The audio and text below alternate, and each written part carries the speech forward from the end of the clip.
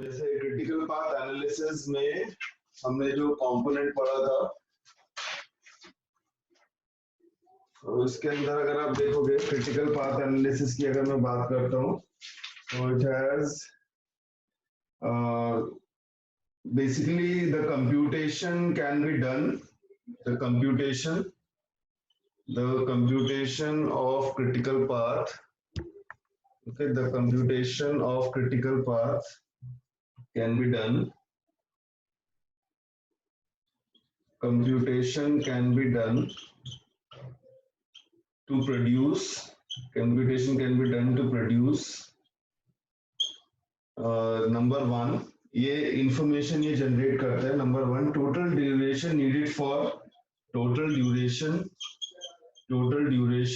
needed for total duration needed for completion of the project, for completion of the project, completion of project। ये पहली चीज है जिसके लिए हम लोग जो नेटवर्क एनालिसिस है उसको स्टडी करते हैं। और दूसरी चीज है to categorize the activities of the project, to categorize the activities of the project, the activities of the project, to categorize the activities of the project as critical or non-critical, critical or non-critical। तो ये मतलब इसको categorise करने का भी काम करता है कि जो आपकी एक्टिविटीज है वो क्रिटिकल है या नॉन क्रिटिकल है। Okay, critical activities, Yes, sir. critical activities are those, critical activities are those, critical activities are those which if delayed in start, which if delayed in start, which if delayed in start will further delay the project completion time, will further delay the project completion time, will further delay the project completion time। Okay, it will further delay the project completion time। ये critical activities होती हैं। और अगर मैं बात करूं कि non critical activities कौन सी होती हैं, so non critical activities are those, they are those activities which allow some scheduling slack, which allow some scheduling slack, यानी कि आप थोड़ी देर बाद भी उसको स्टार्ट कर सकते हो, which allow some scheduling stack, which allows some scheduling slack so that the start time may be advanced or delayed within the limits, so that start time may be advanced or delayed, may be advanced or delayed within the limit, within the limit। तो हम start time को या तो advance कर सकते हैं या delay कर सकते हैं इन अ स्पेसिफिक लिमिट।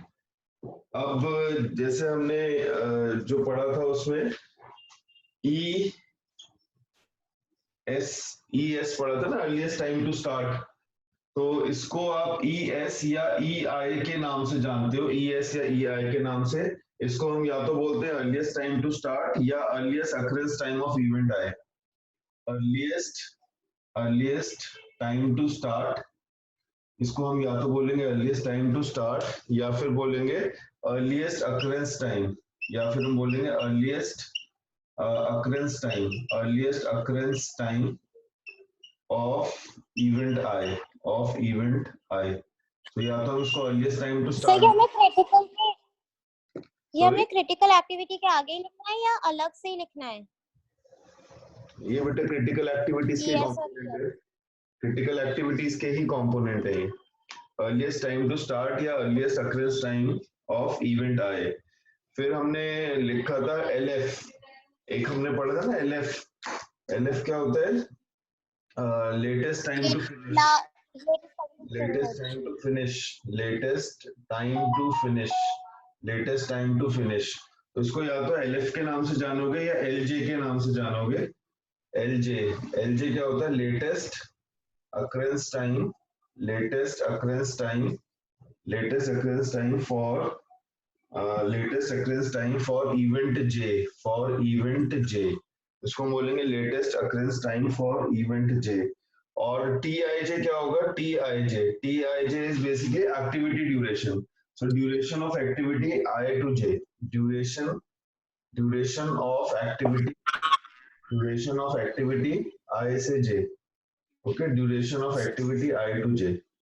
तो जैसे जो हम एरो के ऊपर लिखते थे ना टाइम, जैसे यहाँ पे मान लो एक्टिविटी ए है, इसके नीचे लिखते थे 5, तो 5 इस पर्टिकुलर एक्टिविटी का ड्यूरेशन टाइम है, ठीक है, 5 जो है इस पर्टिकुलर एक्टिविटी का ड्यूरेशन टाइम है।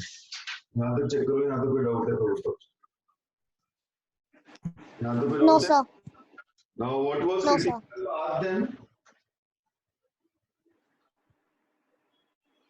क्रिटिकल पाथ हमारा वो था जिसमें डबल एरो था। हाँ, तो उसको क्या बोलोगे? क्रिटिकल पाथ जो आप एनालाइज कर रहे थे, that shows the activities of a network which should be constituted as an uninterrupted path from start to the end। मतलब आप इसमें हो सकता है कुछ एक्टिविटीज को आप शेड्यूल ही ना करो बिकॉज उनकी रिक्वायरमेंट नहीं है और फिर भी आपका टास्क कंप्लीट हो जाएगा। तो क्रिटिकल पाथ क्या है? It is the set of activities through which the objective can be achieved.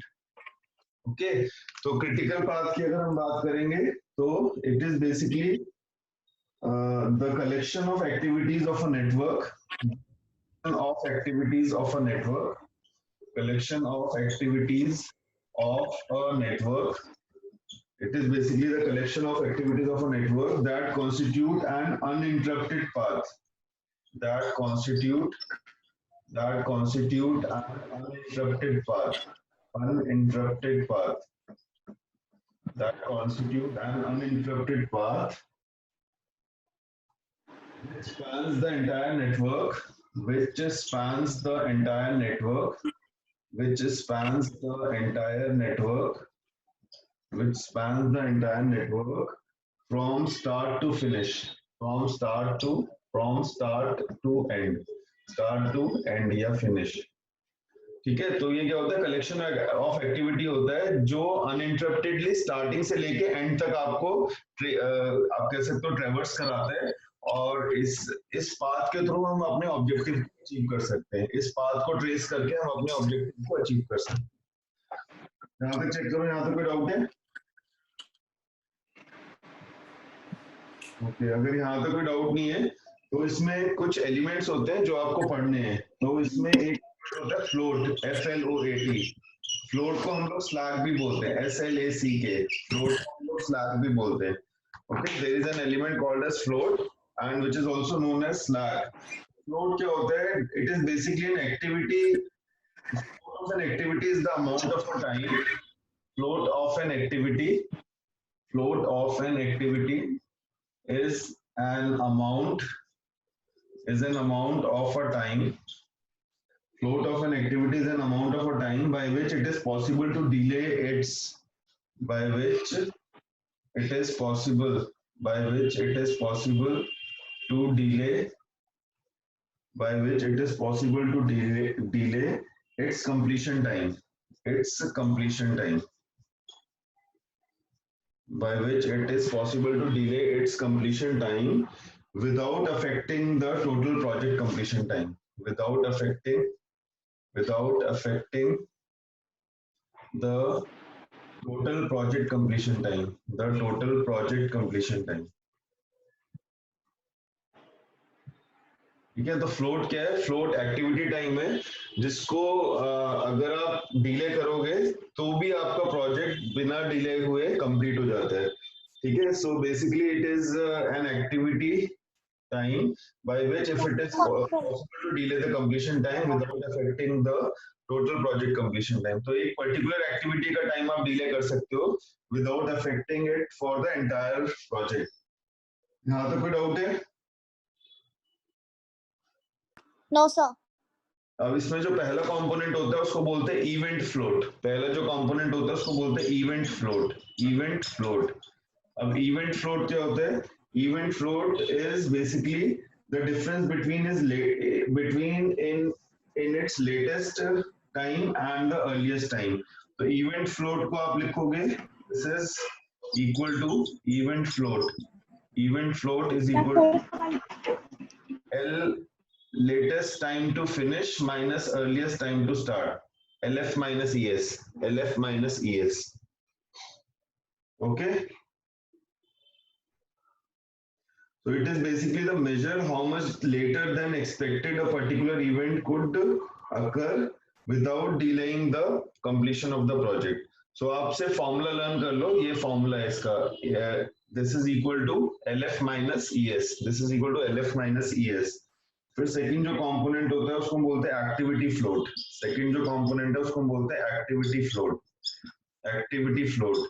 Activity float का मीनिंग है बेसिकली एक्टिविटी फ्लोट का मतलब है एक्टिविटी कितने तरीके से आप डिले कर सकते हो. तो एक्टिविटी फ्लोट को हम 3 पार्ट्स में डिवाइड करते हैं. इसके 3 कंपोनेंट्स होते हैं. पहला होता है टोटल फ्लोट. इसका पहला कंपोनेंट होता है total float. Okay, total float. इसका जो दूसरा कंपोनेंट होता है उसको हम लोग बोलते हैं free float. Total float then free float, ये सेकंड कंपोनेंट है. और जो थर्ड कंपोनेंट होता है उसको हम बोलते हैं independent float. Total float, free float और independent float. Independent float. Okay, so it has 3 components, total float, free float and independent float. अगर मैं टोटल फ्लोट की बात करूं तो टोटल फ्लोट क्या होता है? Total float, so this is basically the positive difference between the earliest finish time and latest finish time. So it is possible difference between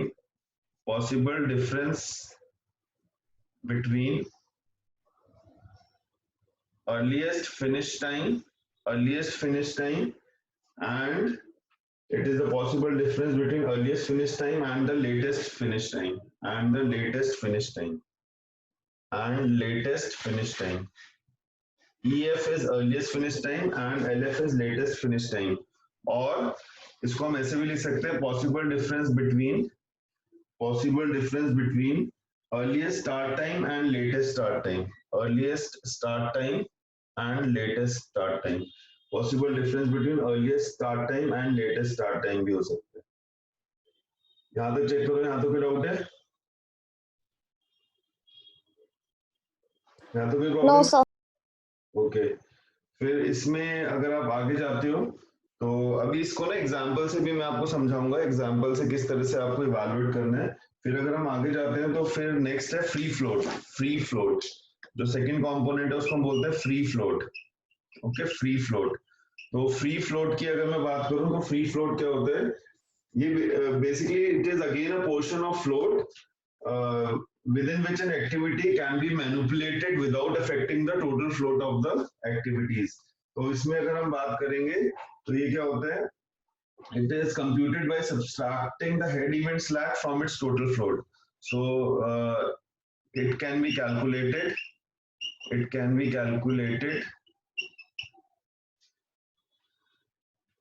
as the difference between the latest and earliest event time. As the difference between latest and earliest event time. Latest and earliest event time. तो latest और earliest event time पे difference को evaluate करके हम इसको calculate कर सकते हैं. और फिर लास्ट वाला होता है इंडिपेंडेंट फ्लोट. जो लास्ट वाला कंपोनेंट होता है उसको हम बोलते हैं independent float. Okay, the last one is known as independent float. This is called as independent float. अब independent float कैसे calculate करोगे? Again, it is computed by subtracting the tail event slack from free float of the activity. So it is computed by subtracting the tail event slack.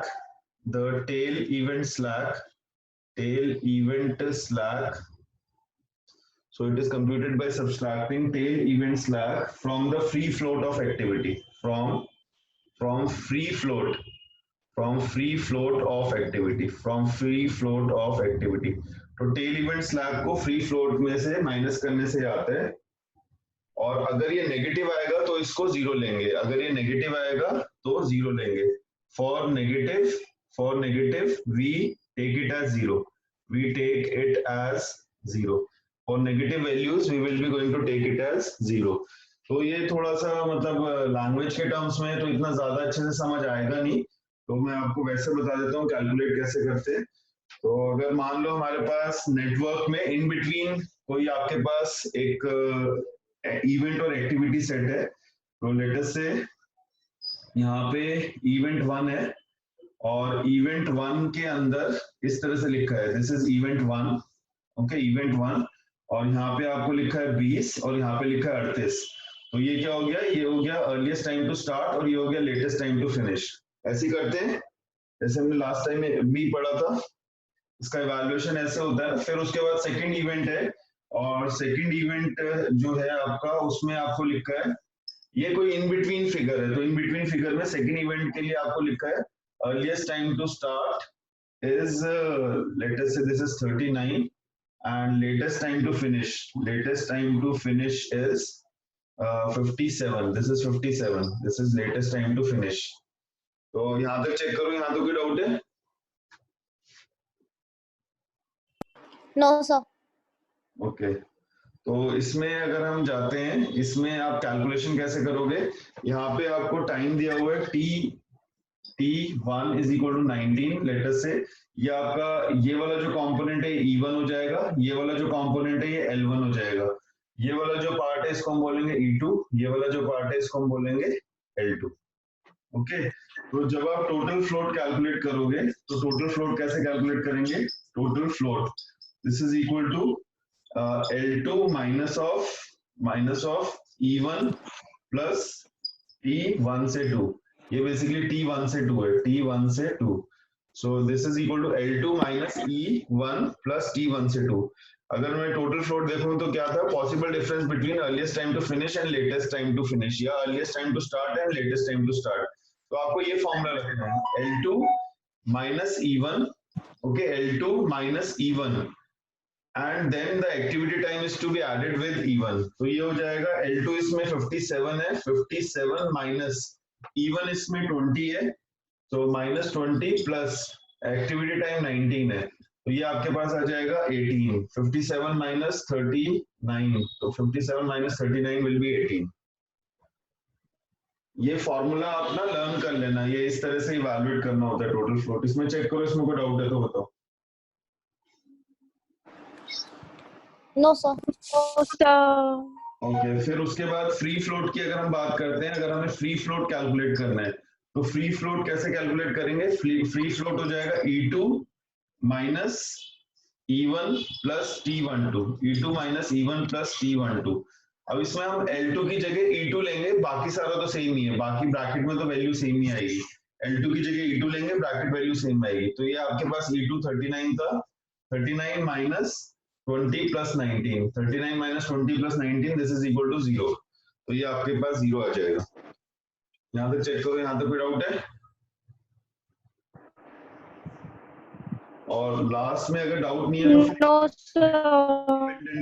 Independent float जब आप calculate करोगे तो independent float आपके पास आ जाएगा, this is equal to E2 minus L1 plus T12, L1 plus T12। अब यहाँ पे क्या कर रहे हैं, independent E2 minus L1 plus T12, ये फॉर्मूला होता है, तो ये आपके पास आ जाएगा 39 माइनस 38 प्लस 19। अब ये नेगेटिव आ रहा है तो उसको 0 कंसीडर करेंगे, अगर इंडिपेंडेंट फ्लोट नेगेटिव आता है तो उसको हम 0 कंसीडर करते हैं, ठीक है? सर हमारा जो टोटल फ्लोट का फॉर्मूला है वो हमारा है L2 minus E1 plus L1 है या E2 है? L2 minus E1 plus T12, L2 minus E1 plus T12। Okay okay, L2 minus E1 plus T12, ये है E2 minus E1 plus T12, ये है E2 minus L1 plus T12, ठीक है? यहाँ पे कोई डाउट है? और ये इवेंट फ्लोट की बात करोगे, इवेंट फ्लोट में जैसे इवेंट 1 के लिए फ्लोट निकालना है तो इवेंट फ्लोट हो जाएगा 38 माइनस 20, तो this is equal to for event 1 this is equal to 38 minus 20 यानी कि 18। इवेंट फ्लोट अगर निकालना है तो इवेंट का फ्लोट तो सिर्फ इसमें से ये माइनस करना होता है। जैसे इवेंट 2 के लिए निकालोगे event float for event 2, event float for event 2। तो इवेंट 2 के लिए अगर हम करेंगे तो ये हो जाएगा this is equal to 57 minus 39। 57 minus 39 करके कितना आएगा? 17 में से 9 गए, कितने बचे? 8। 17 में से 9 गए 8 और 4 में से 3 के 18। तो इवेंट फ्लोट E2 का 18 हो गया और E1 का भी 18 हो गया, दोनों का 18 हो गया। यहाँ से चेक करो, यहाँ तक कोई डाउट है तो बताओ।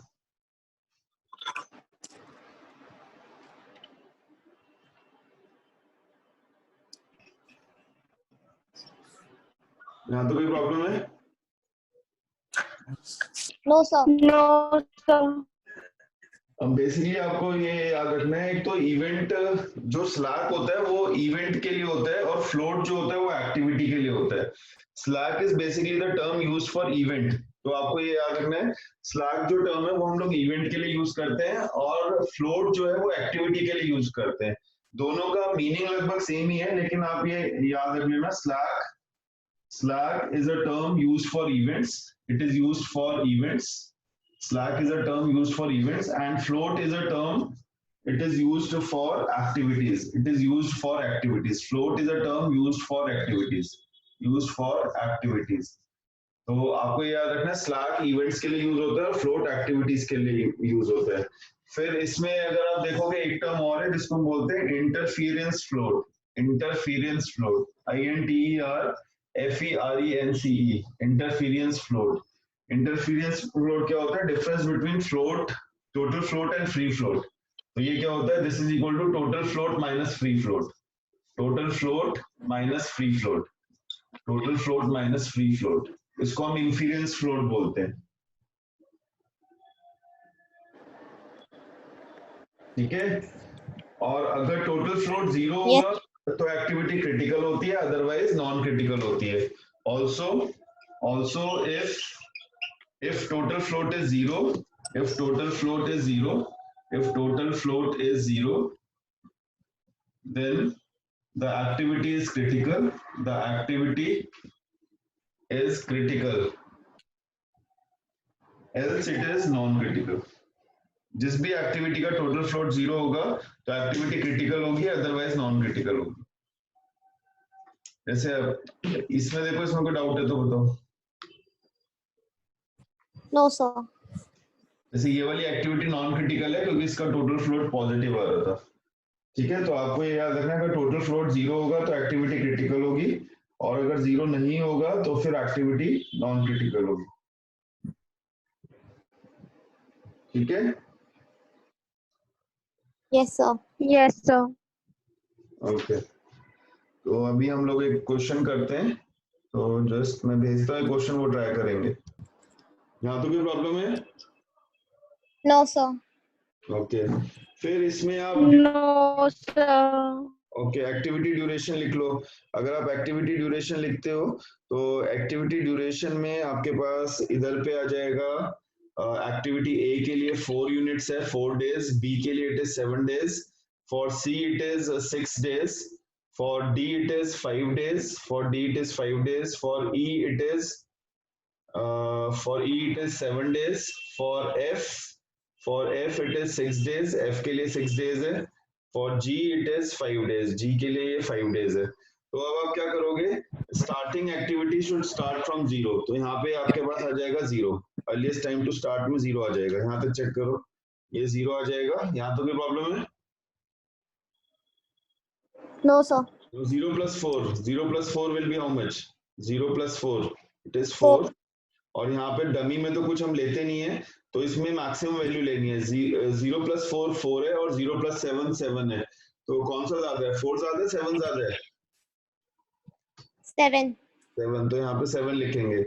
अब यहाँ पे आप देखो 7 plus 5 12 होता है और 0 plus 6 6 होता है, तो 12 ज्यादा है या 6 ज्यादा है? 12, तो यहाँ पे 12 लिखेंगे। अब 12 plus nothing and 7 plus 7, 12 plus nothing is 12 and 7 plus 7 is 14, तो यहाँ पे हम लोग 12 लिखेंगे 14 लिखेंगे? 14 14 because 14 is highest, 14 plus 5 will be 19. तो 14 plus 5 19 और यहाँ पे तो कुछ है नहीं. 19 plus 0 is 19 and 14 plus 6 is 20. तो क्या लिखोगे? 20 लिखोगे 19 लिखोगे इसमें? 20. तो ये आपका अर्लीस्ट टाइम टू स्टार्ट. अगर आप देखोगे अर्लीस्ट टाइम टू स्टार्ट तो एक्टिविटी 1 से लेके कहाँ तक है? 7 तक है ना. 1 2 3 4 5 6 7. एक्टिविटी 1 के लिए अर्लीस्ट टाइम टू स्टार्ट 0 है. एक्टिविटी 2 के लिए इट इज 4. एक्टिविटी 3 के लिए इट इज 7. एक्टिविटी 4 के लिए इट इज 6. 5 के लिए इट इज 12. सॉरी 4 के लिए 3 के लिए 7 था. 4 के लिए 12 है. 4 के लिए इट इज 12. 5 के लिए इट इज 14. 6 के लिए इट इज 20. 6 के लिए 19 है और एक्टिविटी 7 के लिए 20 है. ठीक है, ये अर्लीस्ट टाइम टू स्टार्ट है. फिर लेटेस्ट टाइम टू फिनिश हम इवैल्यूएट करते हैं. लास्ट नोड का तो लेटेस्ट टाइम टू फिनिश उतना ही होता है जितना अर्लीस्ट टाइम टू स्टार्ट होता है. तो ये 20 आ जाएगा. अब बैक ट्रैकिंग में माइनस करना है तो 20 माइनस नथिंग. यहाँ पे तो 20 आ जाएगा. देन 20 माइनस 6 छोटा है या 20 माइनस 5 छोटा है? जो छोटा होगा वो लेना है बैक ट्रैकिंग में. 20 माइनस 6 छोटा है. 20 माइनस 6 छोटा है. 14 हो जाएगा. और जब भी आपके पास मैच होती है वैल्यूज तो डबल एरो लगाते हैं क्योंकि यहाँ से इस पाथ से मैच हो रही है तो यहाँ पे डबल एरो लगाएंगे. यहाँ तो कोई डाउट है?